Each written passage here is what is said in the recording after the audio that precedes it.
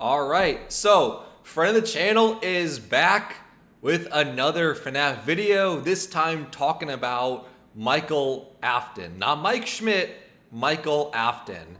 And honestly, I'm looking forward to this video.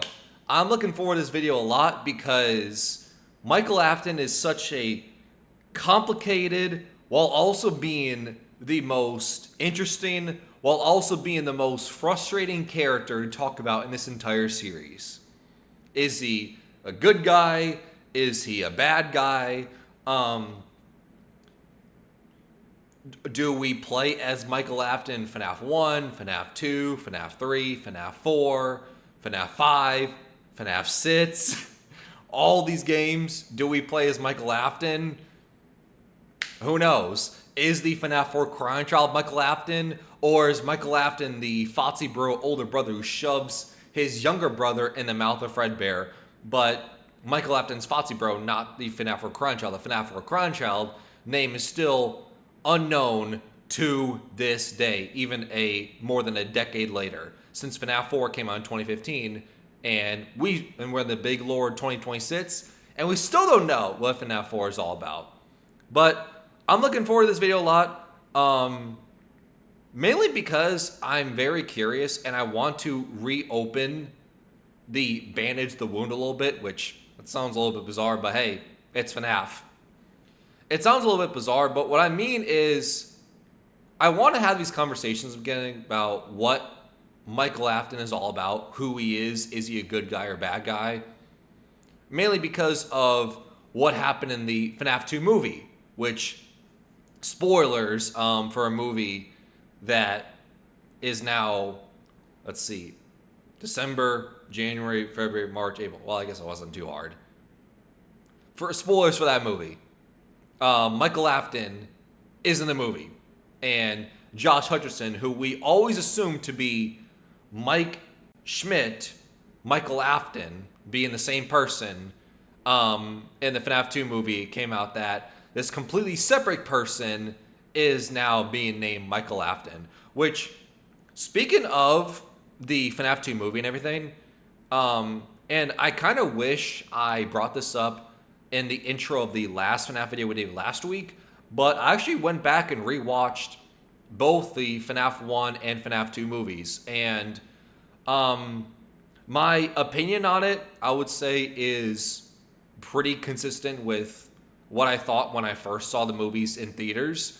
Rewatching the FNAF 1 movie is kind of interesting because it has been a couple of years since a movie's been out, and the one time I saw the movie was in the theater with a packed crowd, and I was just filled with so much adrenaline and dopamine that it could kill an adult elephant in Africa, because I was just so pumped up and so energized, adrenaline fused, because the FNAF 1 movie was happening, not happening. It had a director, it had no director. It had a production team. It was going to be directed by Warner Brothers. It was cut from Warner Brothers production. Oh, it was picked up by Blumhouse Productions. It was supposed to be directed by Chris Columbus, not the Explorer, the person who directed the, especially early on, like Harry Potter movies. So like the Sorcerer's Stone, I think that's what it's called, the Philosopher's Stone.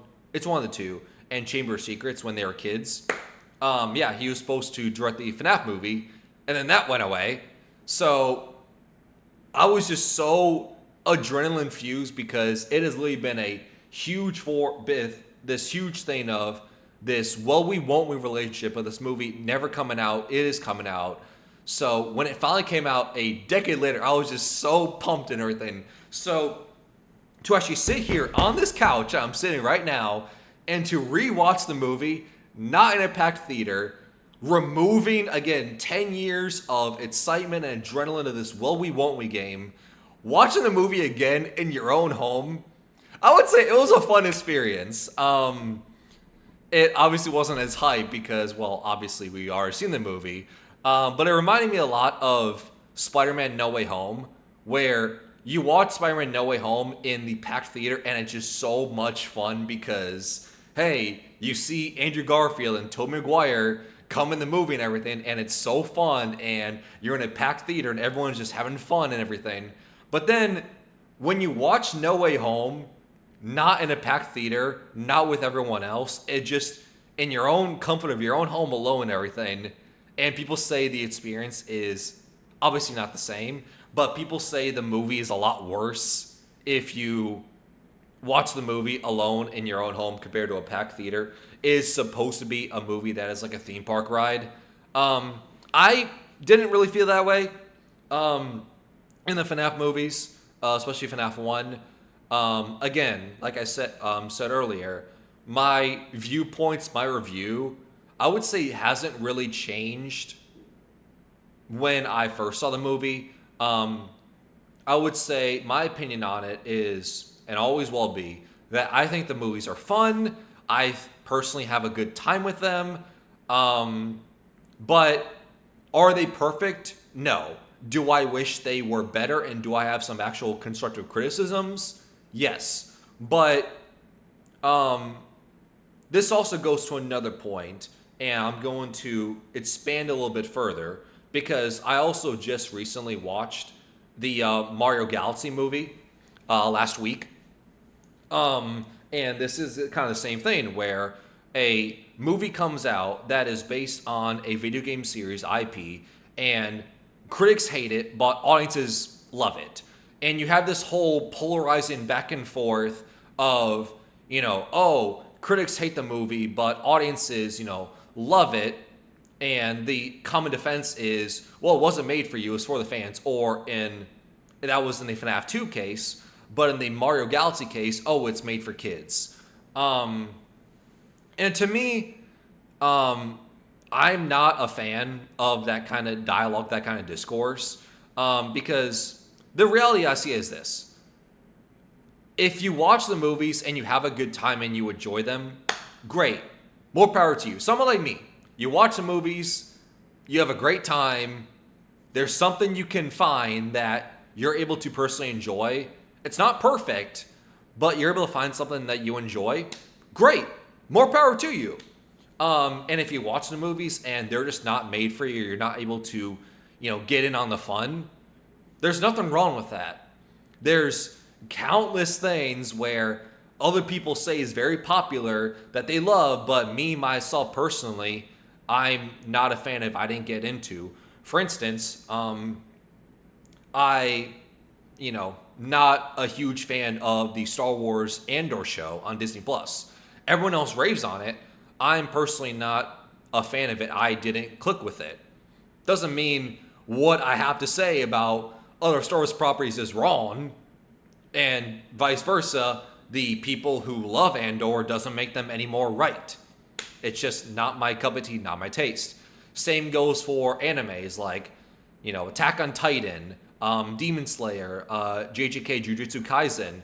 Those are animes that have huge fan bases, huge popularity, especially Attack on Titan. And those are series that I just watched and I couldn't get into. Does that make my anime tastes any worse? Some would say yes, but I would say a completely normal response and reaction is it's just not made for me, and there's nothing wrong with that. I'm going to find stuff that I enjoy, like Naruto and MHA and Death Note, and I'm going to keep it pushing, go about that, right? So going back forward, what the point of what I'm trying to make is before we even get to the video, because we're not even talking about the video at this point. I'm going on this huge tangent about movie reviews. But the point of what I'm trying to make is that if you like the movies, there's something you can enjoy, great. And I say that for FNAF 1, FNAF 2. Eventually when FNAF 3 comes out, I'm sure the same discourse is going to happen, because it happened for FNAF 1, happened for FNAF 2. Occam's razor, the simplest answer is the right answer. It's going to happen with FNAF 3.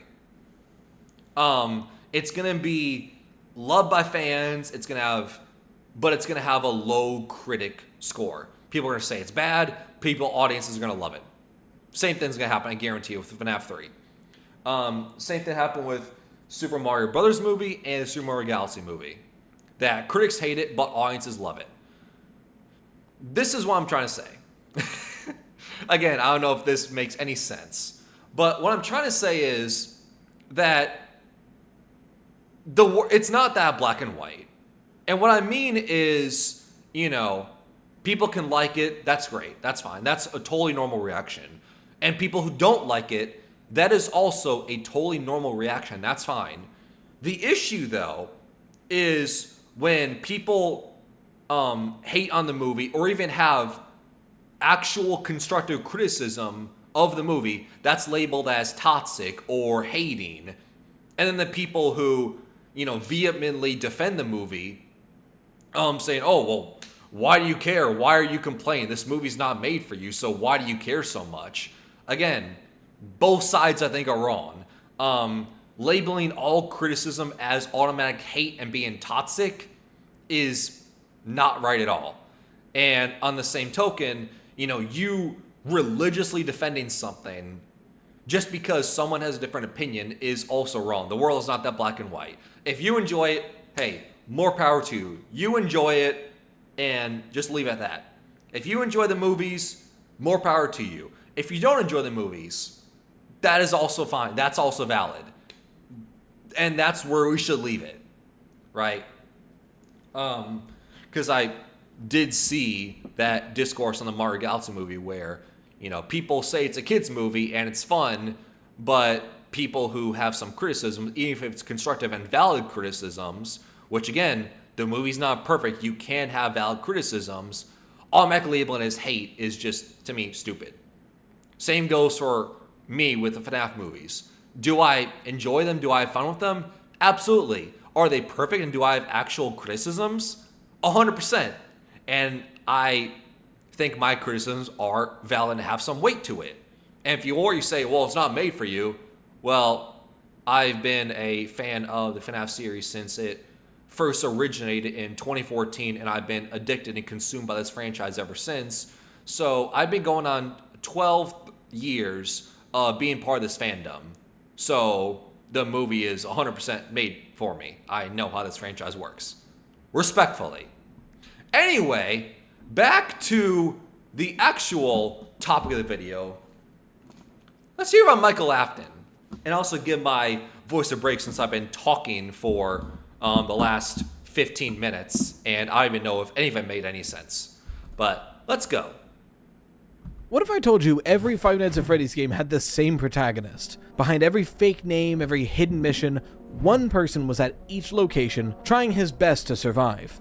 Well, a lot of people think that very same thought, but if you're new to the franchise or just need a refresher, why is that? I think it's past due we go through all the lore we have about Michael Afton, set apart what's definitive lore, what's speculation, and what my thoughts are on his personal timeline. Slices, put on your aprons and let's bake ourselves a theory. And real quick, I just want to address something. I've done a lot of these and I hear some people saying, we know this stuff, why are you covering it? Twofold.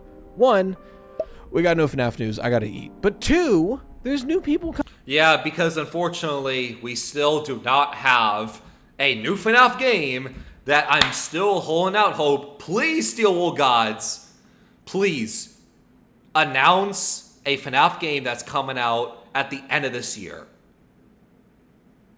I feel like the timeline of us getting a FNAF game, I think we got Secret of the Mimic last year in July. I feel like since we're in mid-April, I feel like it's a little bit too late for that, but, maybe give it August, September, October, Halloween time, something, please. I need a new FNAF game to talk about. Coming to this franchise all the time, and I figured videos like this would be helpful to old and new fans to get a refresher on what is concrete lore and what is fan speculation, because the waters get muddy over the decade-long franchise this is. Regardless, how do we even know Michael Afton exists? Compared to other characters in the franchise, we actually have a pretty easy time figuring out whether or not Michael Afton exists, because he introduces himself in his first ever monologue. At the end of Sister Location, if you beat the custom night, you get this line.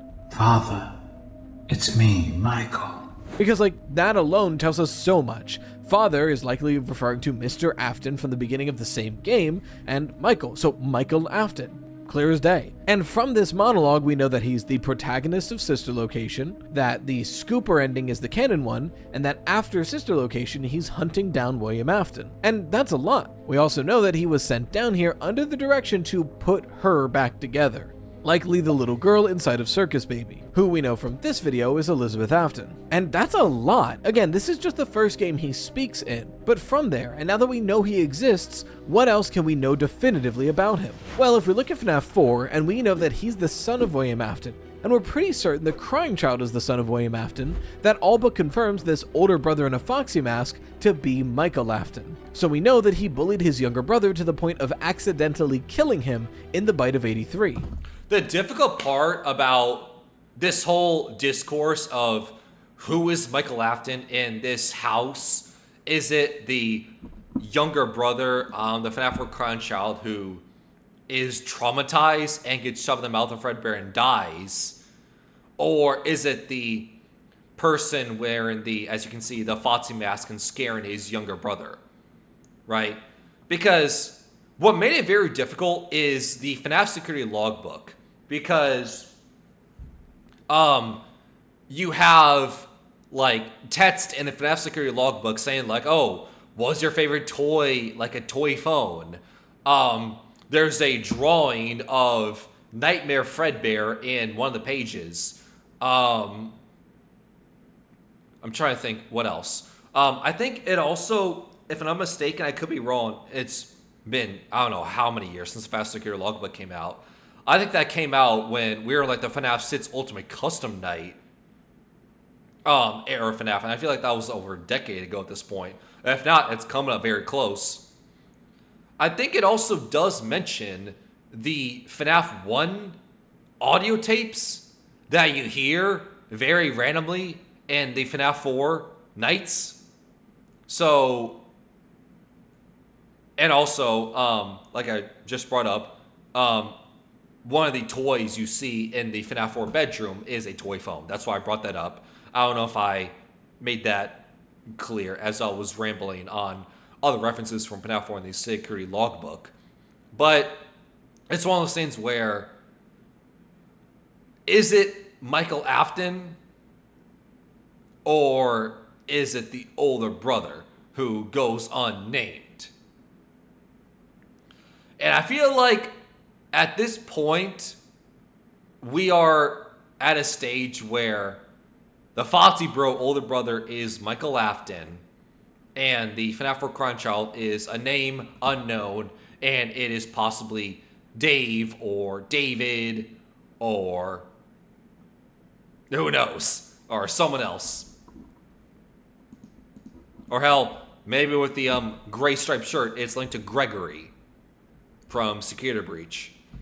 Some people also speculate that he's the protagonist of the Nightmare gameplay of FNAF 4, but we'll save that for speculation. For now, we know nearly definitively that he's the older brother in the FNAF 4 minigames. Where else are we fairly certain he shows up? Now, it is a bit more speculative, but it is fairly definitive that Michael Afton is the protagonist of FNAF 3, for several reasons. Some of the looser Before I get into it, I will say at the time, the two main characters that we've always theorized for FNAF 3, it's either Michael Afton or Henry.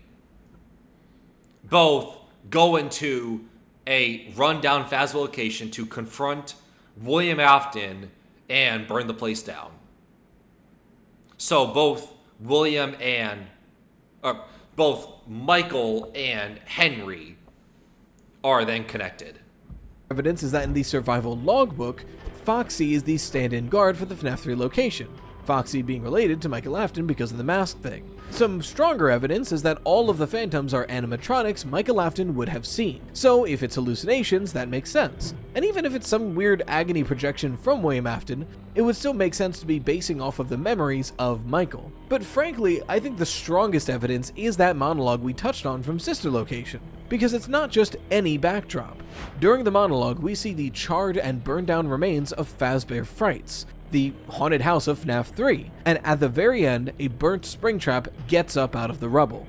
We also know that in FNAF 3, according to the last newspaper, the haunted house burns down at the end of the week of Michael working there. So, piecing this together, it seems very likely that Michael Afton, after saying, "I'm going to come find you," eventually found Fazbear Frights, a haunted house collecting memorabilia of Fazbear, and stuck around to see if his dad would show up. And son of a bitch, he did. And once he confirmed that Springtrap was in fact the corpse of his late father, William Afton, and was in fact alive, then he attempted to burn the whole place down to get rid of him. So it seems fairly definitive that Michael Afton is the protagonist of FNAF 3. And it's barely evident, so I didn't want to mention it, but I should mention that some people also think that it's Michael because of the jump scares of FNAF 3. The fact that Springtrap doesn't necessarily attack you, but just looks at you real aggressively. Some people argue that's on purpose because William Afton is shocked to see Michael Afton in the flesh, but I think that's a post-hoc justification for an admittedly bad jump scare. Now, some people argue that the protagonist of FNAF 3 isn't Michael Afton, but instead this guy named Hudson from Fazbear Frights. Hudson? Okay. An H name, but not what I was thinking of. Okay. I don't think there's a lot of water for this theory. The only evidence is that there's a story that seems a lot like FNAF 3 that has the character named Hudson being the night guard. But everything else is really weird about it. Okay.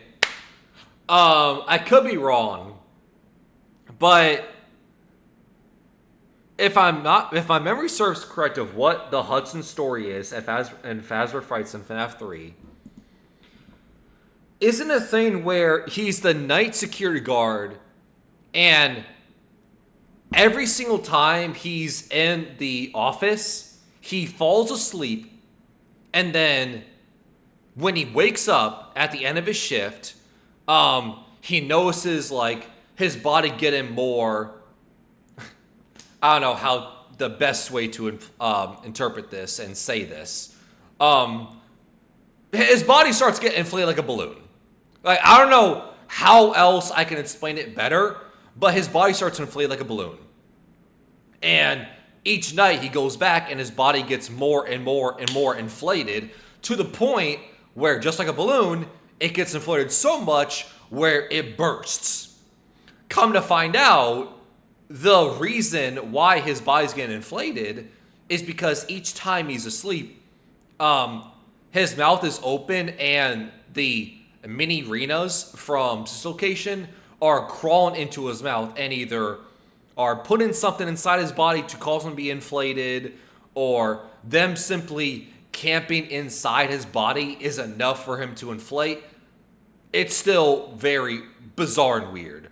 I think that's what the story is about. Which two things. That's, to me, it sounds like a lot like the, spooky, scary story that you heard about a lot as a kid, where it's, while you're asleep, spiders crawl in your mouth, which apparently I think is the myth that has been totally debunked. But I know that was a myth at one point. And two, it reads a lot like the story of what we see at between Nights Dislocation, the custom nights, where each night you beat this Dislocation custom night, you see Michael Afton's body as he's going down the sidewalk, his body getting more and more decayed and purple because, Ennard and the rest of the gang using Michael Afton as a skin suit, his body being decayed after it was scooped, it became more and more rotted and decayed to the point where, humans normally don't have violet, dark purple skin, so that's why when it came to a point where the disguise was completely abandoned, because again, it made it way too obvious and way too suspicious, that's when Ennard leaped out of Michael Afton's dead body and leaped into the sewer. Got all that? It just doesn't line up well. So I think the evidence here pretty definitively points us to Michael Afton being the protagonist for FNAF 3 and trying to light the building on fire to kill William Afton for good, which of course doesn't work. But what if he tried again? That's a lot better. Yep. And this is Spawn, skipping because we are not Spawn. The protagonist for FNAF 6, Pizzeria Simulator, is definitely up for debate, but I think the evidence here nearly definitively points us to Michael Afton. And that's mainly from this line from Henry. And to you, my brave volunteer, who somehow found this job listing not intended for you. Although there was a way out planned for you, I have a feeling that's not what you want. I have a feeling that you are right where you want to be. Now, some people take this line to argue that the protagonist is anybody except Michael Afton. The argument being that Henry Emily intended Michael Afton to be here, so this job listing was not intended for our player character. But I don't think that holds up because of the second half of the line.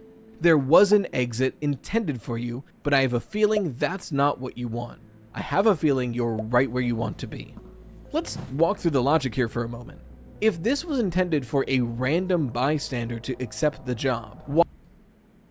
Okay, I'll interject my thoughts. I don't know if this is gonna be said, so apologies. I'm quite literally about to predict and copy paste what they're about to say, so apologies. But right where you want to be, just think about it from a logical standpoint of it being Michael Afton in FNAF 6. So Michael Afton is the night security guard in FNAF 6 that lures all these animatronics to this pizzeria bunker chamber, intentionally luring all of them here in one place to lock them all in and burn them down. The animatronics you're luring are not just pure coincidental, oh, they're just some popular characters. Think about what characters you're luring. You're luring Baby, sure, Scrap Baby, but still Baby, who is tied to Elizabeth Afton, Michael Afton's sister. You have Scrap Trap, who is William Afton. Molten Freddy is a little bit odd, but Molten Freddy is the second half, if you will, of Ennard, if you will.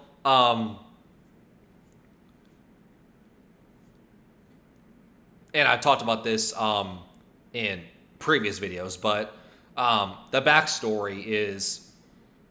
Sorry, I was pausing because my stream just dropped a bunch of frames for a second, so I wanted to pause. But I think we're good. So, as I was saying, weird way, thanks OBS, but as I was saying, Molten Freddy is the second half, if you will, of Ennard. Because, again, as I brought up earlier of how after Ennard yeeted out of Michael Afton's dead, decaying corpse body at the end of the Custom Nights and Sis location, they were off on their own. They had to find another skin suit to try to blend in to the outside world because, again, the whole point of Sis location was them trying to concoct a plan to get up to the surface world because they were tired of being locked down under the bunker underneath the FNAF 4 house. So, Ennard is one piece again, trying to find another skin suit. Baby was tied to the Funtime Ennard conglomeration, but at some point between that moment where they're in the sewer and then the bunker pizzeria simulator FNAF 6, at some point, Ennard and Baby had an argument to where Baby was ejected, like Among Us, literally ejected from the Ennard conglomeration skin suit, and that's how Baby became Scrap Baby, is because, well, they were on their own again. And then, now that Ennard no longer had Baby, the remnants of what they had left was Molten Freddy. Again, I don't know if I understood that or explained that in the best way for you to understand, but that's what happened. So, and you know what you're thinking, oh, well, how is the rest of Ennard, the Funtime animatronics, Molten Freddy tied to the Aftons? Well, again, this is still a huge speculation, a huge home run swing of a theory, but Ballora may be tied to Mrs. Afton, the wife. And if that's the case, Molten Freddy is tied to Mrs. Afton by that logic, because Mrs. Afton would be connected to Molten Freddy. They will be part of that conglomeration. And then you have Lefty, who is Charlotte the puppet, who is Henry's daughter, which is connected to the Aftons, really just William Afton, because that was maybe not, but I am assuming, and I've always assumed it to be William Afton's first murder victim. So it's tied to William Afton, but the rest of the Aftons, especially Michael Afton, the connection is very loose and very vague. Why would he assume the random bystander would want to die with the franchise? Whereas, if he was planning this for Michael, why would he plan an escape route for Michael? Surely he would assume Michael Afton wants to go down with the ship at this point. I think it makes much more sense that he planned this job listing for anybody willing to do the work, someone who could help with this. And because they were an innocent bystander to the Fazbear tragedies, an exit was planned for the intended volunteer. But throughout the week, Henry Emily realizes that somehow Michael Afton is alive and he's the willing volunteer. That's why he didn't intend this job listing to be for Michael. Also, one more thing I will interject with. Before we get to that Henry iconic speech, Baby says something like, did you think this job just fell right on your lap? No, you played right into our trap. Because according to Baby, you luring all the animatronics to one place was supposed to help them out. But that's when Henry cut Elizabeth Afton and Baby's communication and started doing that iconic speech. Another reason why the job listing was not intended just for some random bystander. He probably thought he was dead, especially if he had his hands on any material from Sister Location, and we know he got blueprints from that bunker. If he saw footage on a security camera or something of him being scooped, of course he'd assume Michael's dead. So all of a sudden he's back and he's like, I didn't intend for you to be here, but if you want to die with us, you're welcome to. That makes sense. And if this protagonist is Michael Afton, FNAF 6 is where his story mostly ends. He realizes that Henry Emily is trying to gather everyone related to Fazbear and burn it all to the ground, and he wants to participate in that. He wants to help end this thing that should have ended years ago. And once everyone has been collected, he, like Henry, recognizes that he needs to go down with the ship too for this to truly be over. And he can finally be at rest. Kind of. Now we're about to move on to speculation, so I'm going to already dip my toes in the speculation of this game. And specifically, two parts of this game. Well, one part of this game and one part of the games attached to this game. The part of this game I think is speculation, but I do agree with, is that Midnight Motorist, the minigame where a guy comes home in a purple car, bangs on a door, his son escaped through a broken window, and some person on the couch was like, leave him alone. I think that minigame is depicting William Afton, Mrs. Afton, and Michael Afton. Essentially, I think that Michael Afton is the runaway, someone breaking out of a window to get out of this house to go to that place again. That place being either the crying child's grave or the nearby lake. How do we know there's a nearby lake? It's speculation, but Fall Fest is often depicted next to a lake surrounded by trees. And I've in the past linked that up to the Old Man Consequences Lake, which is a lake surrounded by trees. And that being said, some further speculation. The difficult thing about it is, there's also an argument to be made that the person inside that locked room is the FNAF 4 crying child. Because think about some of the stuff we see in when we first boot up FNAF 4, where it's like, 5 days until the party. The first thing you see in the game is the FNAF 4 crying child locked inside his bedroom and not able to get out. There's also, I think, night 3, following the night 3, you're in a minigame. You're locked inside a Freddy Fazbear's supply closet. So there's a theme of locking the FNAF 4 crying child in places not being able to get out. Then you have Midnight Motorist, where a door is locked. Not only that, but it also would explain if the FNAF 4 crying child is the one who broke out the window and went to that place again. He'll be sorry when he gets back. That would also explain why there's the Psychic Friend Fredbear plushies all littered around the house and the pizzeria and following the movements of the FNAF 4 Crying Child as cameras and watching his movements, because again, he's locked in rooms, he's locked in houses, like the FNAF 4 house and the supply closet and the pizzeria. He also has a history of run away, so that's why they have the Psychic Friend Fredbear cameras all around to track his movements, because he's run away before.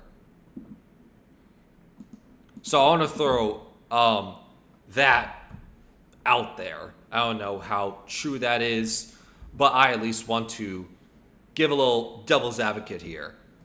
On Michael Afton I'm quite fond of, that I expound in this video, is I believe Old Man Consequences is Michael Afton. The Old Man Consequences from FNAF World and Ultimate Custom Night. The reason I think so is multifaceted. First of all, the sprite. This always looked like a weird alligator man. It never made total sense. But this face does in a way look like a pixel art representation of a Foxy mask, something that would make a lot of sense for Michael Afton. But secondly, narratively speaking, this makes a lot of sense to be Michael Afton. Think about where he is at the end of FNAF 6. He's finally helped everybody burn, but in the back of his mind, his brother and his sister were failed by him. He tried to put her back together, but obviously he failed. Look at Scrap Baby. And he was the one that led to the crying child's death. If Michael Afton had any agency as he's moving on, the idea that he would want to make sure that the crying child and Elizabeth moved on as well makes perfect sense. So imagine him as Old Man Consequences, just on the edge of the afterlife, in the in-between of whatever FNAF World and Ultimate Custom Night are, and the other side, waiting there by his favorite spot for his brother and sister to arrive. When he sees the vengeful spirit pass by, he warns the vengeful spirit, hey, it's not worth it. We've won. Let him be, and you should rest. Because that's all he wants at the end of the day. Especially considering the drowning ending in FNAF World. If you enter Old Man Consequences Lake, you're met with this image.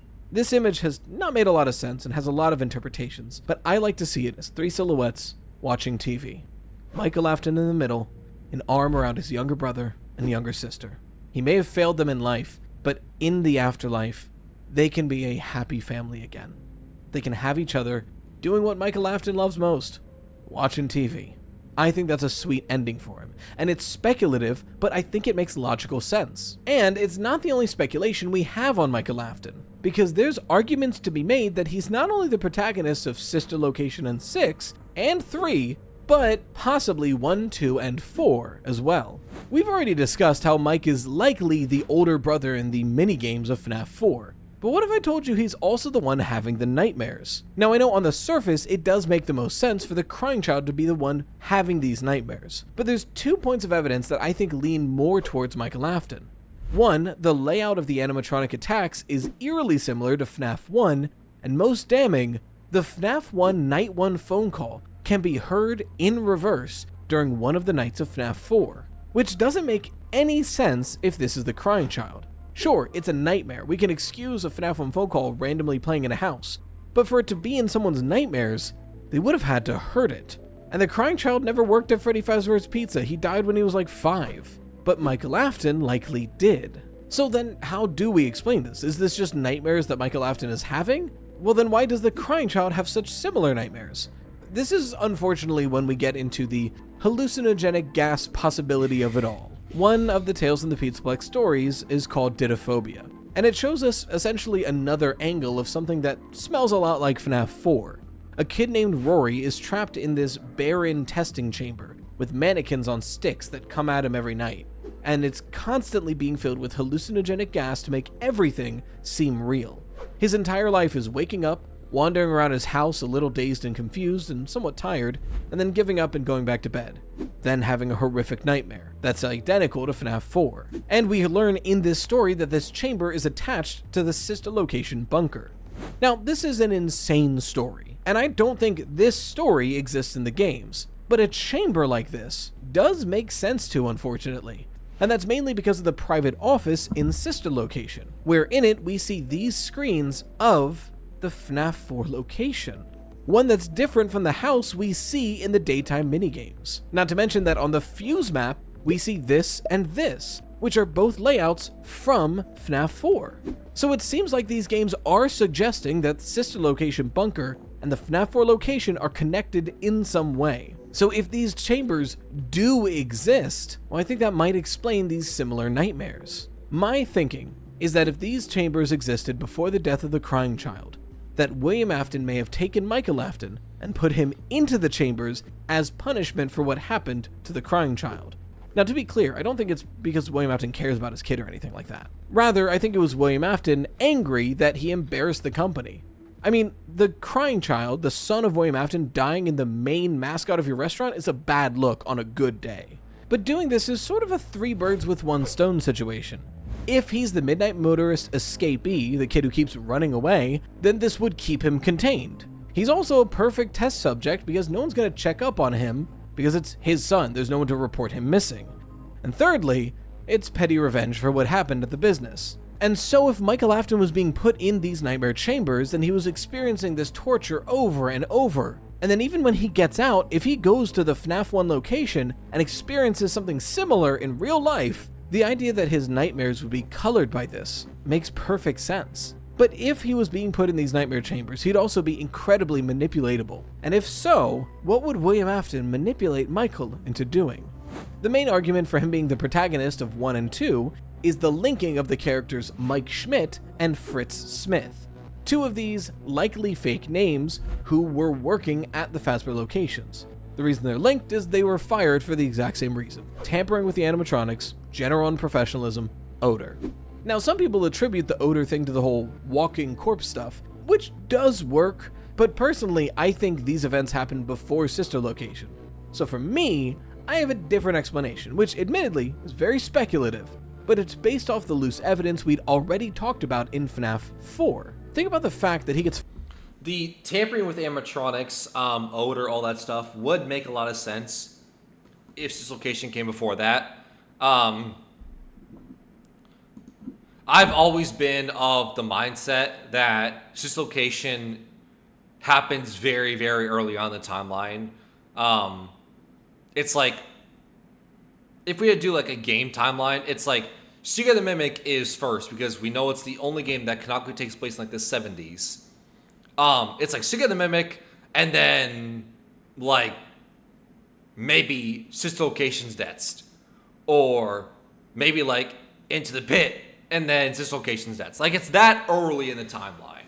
I think I may have to think about it a little bit more and dwell on it a little bit more because I don't have the games off the top of my head of a timeline, but I know it was a talking point when Sister Location first came out. Like, oh, it has to be very, very late in the timeline because these animatronics are very futuristic. They're very sci-fi. You have scoopers. They have, you know, voice mimics, audio lures. They have these like weirdly like futuristic like endoskeletons where the faceplates like split open and bulge out. Like it's crazy futuristic, way more than some mascot costume you would put on as a Springlock suit. And then Sister Location seems... here's the thing. Going back to the whole like Sister Location early in the timeline. And I'm going to pose this question. Because this is how I've always thought about it, but I'm very curious what other people think. I'm of the mindset that Sister Location happens before FNAF 4. And I'll explain why the FNAF 4 house, the bedroom, the girl's bedroom is empty. There's a mangle animatronic on the floor. And it would explain why the FNAF 4 crying child is scared of the Springlock animatronics because his sister died. That's why the bedroom is empty. But I'm very curious, what do you think? Is it Sister Location then FNAF 4, or is it FNAF 4 then Sister Location? fired twice, specifically for tampering with the animatronics. I could see a very likely scenario, one that I went into in this video, the idea that William Afton was manipulating Michael Afton to essentially be his right-hand man, or his fall guy, more accurately. So in this logic, Fritz Smith and Mike Schmidt would be fake names used by Michael Afton in order to retrieve metal off of the animatronics for William Afton. In essence, Michael Afton would be part of the protagonist of FNAF 2 and the main protagonist of FNAF 1. And in essence, that would make Michael Afton the protagonist for every single Scott Games FNAF game, excluding UCN and FNAF World. Mike Schmidt in 1, Fritz Smith in FNAF 2, the player in 3, the Nightmare Haver in 4, the player in Sister Location, and the Brave Volunteer in Pizzeria Simulator. So with all this in mind, what does Michael Afton's timeline look like? Michael Afton grew to resent his little brother. Their father having no time to watch them, he was made babysitter against his will. This led to bullying, but bullying that got much too intense, and eventually led to the untimely death of the crying child, something that stuck to Michael Afton moving forward. In the days that followed, he'd sneak out of the house and visit his brother's grave, have long nights staring out at his favorite lake, trying to get over this grief that he never would. And eventually, William Afton's anger towards Michael grew too great. Not necessarily because he cared about the crying child, but because he embarrassed him so thoroughly in his business. A kid dying in the mouth of your star animatronic is not a good look, let alone your own kid. So that, combined with him being sick of Michael Afton running away, William Afton decides to kill two birds with one stone. He puts Michael in the Nightmare Experiment chambers. 1, now Michael can't escape, and he can keep a closer eye on him. 2, he'll have a test subject no one will follow up on. After all, it's his kid. Who knows him besides him? And 3, it's a bit of petty revenge for the embarrassment the company had to suffer under Michael Afton. Michael Afton would spend several years in these chambers, reliving this horrible nightmare scenario every day, until eventually William Afton steps in and says, "Hey, I think I can stop your nightmares. All you have to do is get a job at Freddy Fazbear's Pizza and retrieve some metal for me." But as he tries to do this, he's promptly fired. William Afton says he's failed, and it won't work, and he puts him back in the chambers. Some time goes on until William Afton tries it again, this time at a different Freddy Fazbear's, and Michael Afton swears to be more stealthy this time. He lasts an entire week at the company, but eventually is once again caught and promptly fired. William Afton needs this metal, and he has no more time to wait. So he tells Michael, "Listen, if I don't make it back, go into the bunker and put her back together." And then he goes off to collect the metal himself. The Follow Me minigames happen and William Afton dies. Enough time goes by and Michael Afton has no one coming back for him. So he goes down into the Sister Location bunker, where we see that game play through pretty normally, as we'd expect. But as Michael is going through this bunker and trying to figure out how to put Elizabeth back together, he would stumble upon the private office, the documentation on everything that has happened to him, and realize that his father wasn't trying to save him or save his siblings. His father was their tormentor. But it's too late. By the time he realizes this, he's scooped out and entered Where's his body to escape. But a combination of his own rage towards his father and the remnant left over on that scooper put into his body, and he, once again, lives. Michael Afton now only exists to hunt down his father, seeking anywhere he might find him. Still racked with nightmares of his experiences in those chambers, haunted by the guilt of his own brother, he vows to get William Afton. His first attempt is Fazbear's Fright, a haunted house collecting objects all based around Fazbear's. If his father would show up anywhere, it would be here. And he was right. Eventually, the suit of Spring Bonnie with the corpse of his father appears, walking around the hallways. It seems like he's not the only one who's cheated death. So he tries to burn the building down with William inside, but it doesn't work. Eventually, sometime later, he hears about a Freddy Fazbear's you can own. Anyone can own. They just have to put in the work. This can't be good. So he investigates, only to find that the subtle purpose of this is to lure in every player who remains in this story. And he immediately realizes that this is his true mission. This will end it all. And working with Henry Emily, he's able to lure in every single being still related to Fazbear and burn them all to the ground. Now he patiently waits in the afterlife until the crying child and Elizabeth find their peace too, so they can all rest together as a family again. And that is the entire timeline of Michael Afton. Let me know if you agree with it. That's very interesting. I would say it paints him way more as a tragic hero, main protagonist in that interpretation. And I'm not saying I disagree with it. And hey, this may like throw a huge wrench in that Michael Afton timeline, but I brought this up also in past theories that I don't know if this is true anymore, but I remember at one point it was widely assumed, interpreted, theorized, because again, nothing's ever confirmed this series, that Michael Afton's not a tragic hero in this series.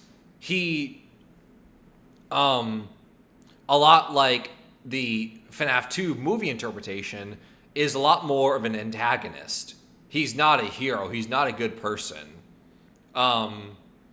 He is only doing what his father told him to do, right? And that's his purpose. So much so that in the theory, people believe that Michael Afton could have been someone who is luring kids to a back room to have William Afton, the spring bodysuit, kill them, so then he can, after he kills them, so he can harness their remnant and lead to William Afton's goal of immortality. Because that's what he wants at the end of the day. Is William Afton wants to harness enough remnant in the Security Breach Pizza Putz era of the story timeline to be immortal, to escape death. Right? That's what he wants. So Michael Afton is basically farming, literally, farming as many dead kids as possible, scooping and syringing and injecting all of the remnant out and put it into the power chamber room we see at the end of Security Breach in that basement with Burn Trap infused with all the remnant of all these dead kids so he can lead to his goal of immortality. That's another interpretation I'm just going to throw out there. It probably ruins the entire timeline interpretation, but I'm just going to throw their interpretation out there. So I'm going to leave you with this. What interpretation do you like more? Do you like the interpretation timeline where he's more of a tragic hero and he's a good person? Or do you like the interpretation where he's a secondary antagonist villain and he's, again, is just a pawn in William Afton's goal to try to harness enough remnant to gain immortality?